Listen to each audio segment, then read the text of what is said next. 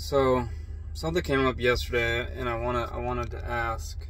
Yeah, it's kind of a rhetorical question, but I think it proves the point. And they're starting this movement, and it's Years Heart, and we want you part of it, whether that's you sharing your success story or your struggle.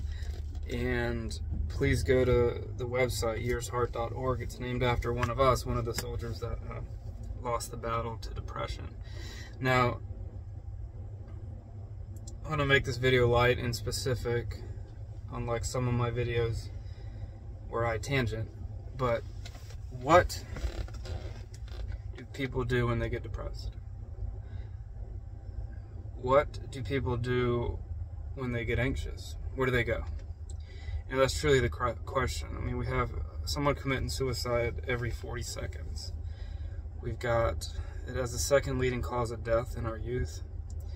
And the rates are rising rapidly, especially since COVID. Is there not enough money going into research? Is there not enough people in the medical field? We start to look like cause, effect, cause and solution when you have a problem. We all came together when COVID came out, and we created a solution, a treatment, and we do that for everything. We create a coalition around finding the cure for cancer, and there's a lot of publicity surrounding these conditions. In the mental health field, there's been a lot of misinformation over the years, and in the very beginning, of course, this was like sort of a pseudoscience. I mean, people were literally having lobotomies, bloodletting, and pharmaceuticals kind of took on as a huge help. But if pharmaceuticals and EMDR and meditation and counseling and CBT, and I'm not that, they do work. There's clinical evidence of that. There's also clinical evidence of placebos working just as well. So all that to be said, this epidemic, it's not getting better. Or millions of people are dying, and millions of people are suffering, and millions of livelihoods, and maybe even closer to a billion, are being drastically affected negatively. So the question is, where are the resources? If that many people are suffering, if it's 10 times, 50 times, 100 times, I don't have the numbers in front of me, but that are affected by COVID, or COVID and the flu, or maybe all disease-related death in youth combined, okay? So if we look at death, fatality rates of our youth, 12 to 30, and we combine all pathological illnesses into one pot, suicide's going to be here, and that's going to be here, right? So what are we doing about it? Where's it, that's what I want to ask. And we know that peer support can be a huge stepping stone, and we know that peer support can really drive people to hope. And we now know that hope is powerful and can be just as powerful as medication and clinical studies. I'm not a doctor. This is just things I've learned from doctors. And reading National Institute of Health studies and placebo-controlled studies and so forth. So this isn't conjecture anymore, people. And I ask the question again. Let's put it this way.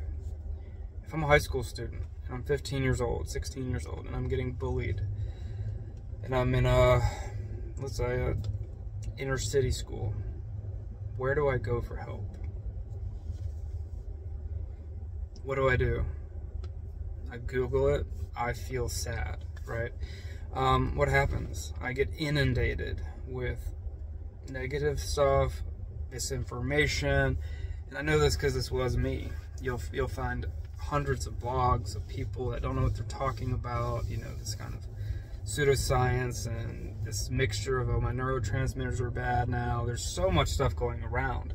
And you'll find yourself falling into a rabbit hole of maybe you start to take supplements and you think that that's the problem, and you sort of bypass this whole approach to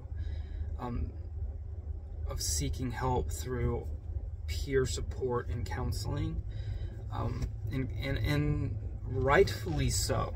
And I say rightfully so because there is a 3 to 6 month plus waiting period to get to a counselor, and sometimes you have to go to your doctor first.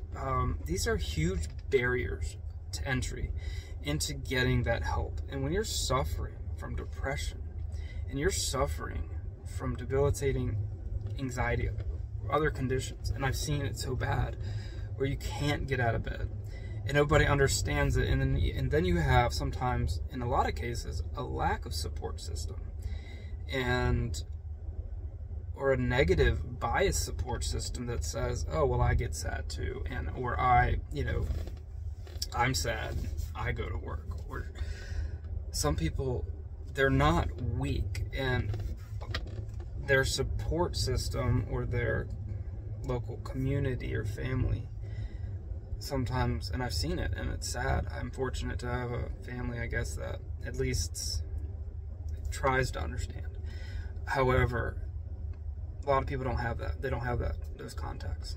And even though I have some level of support, it's definitely not the peer support that I ended up getting from meeting people that understand exactly what I'm going through.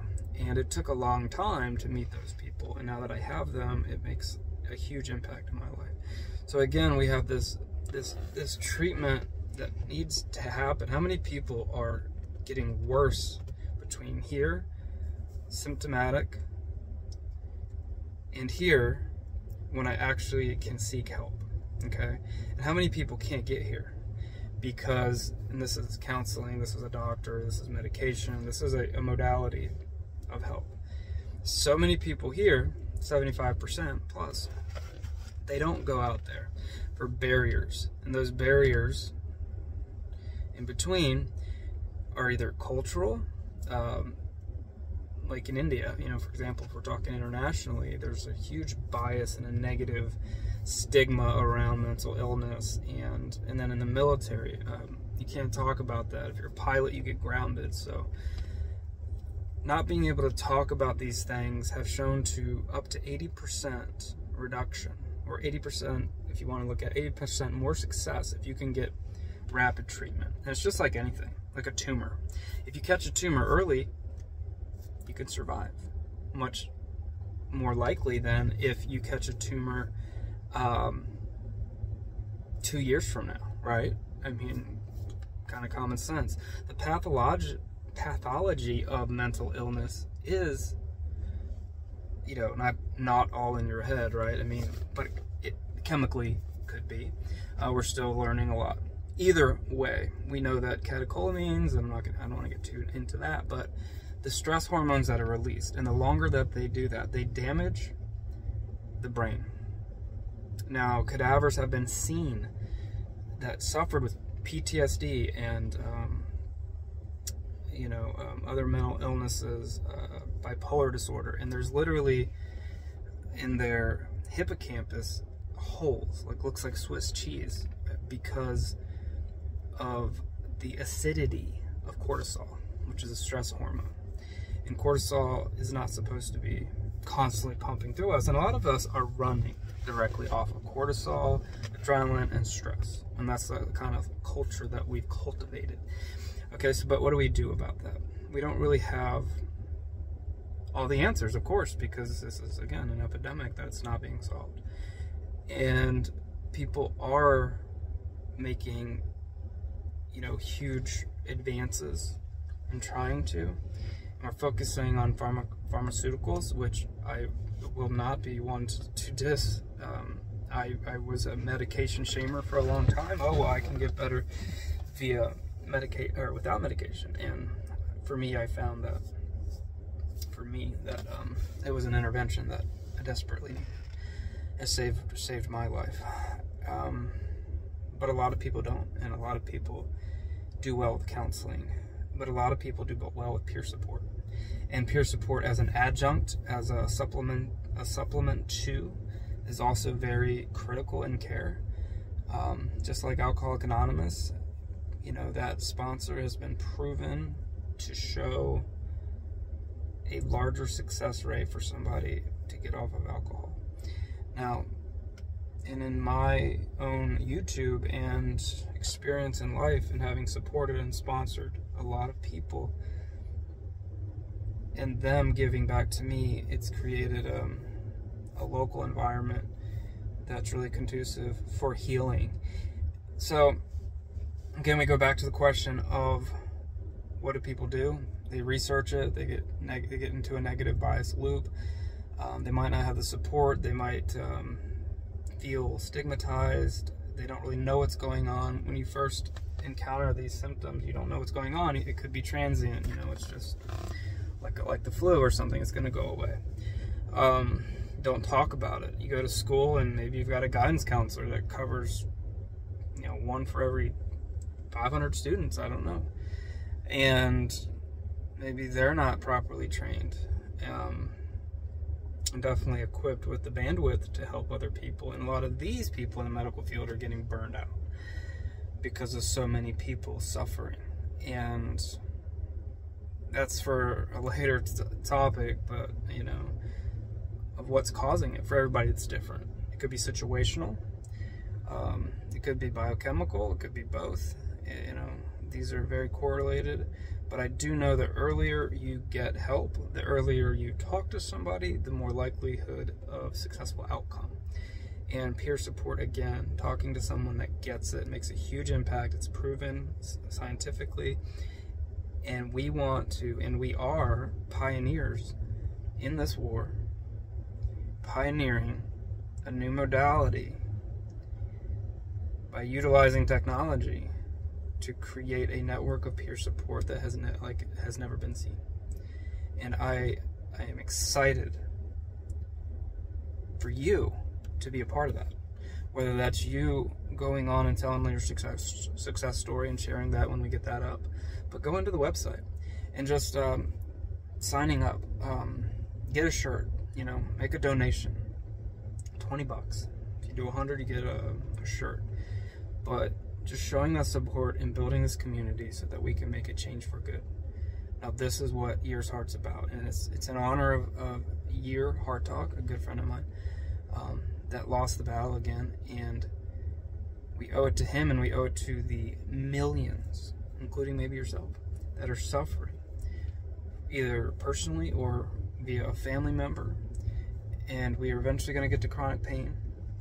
Man, but people need to connect, people need to talk about it, and people need an easy way and easy access to do that.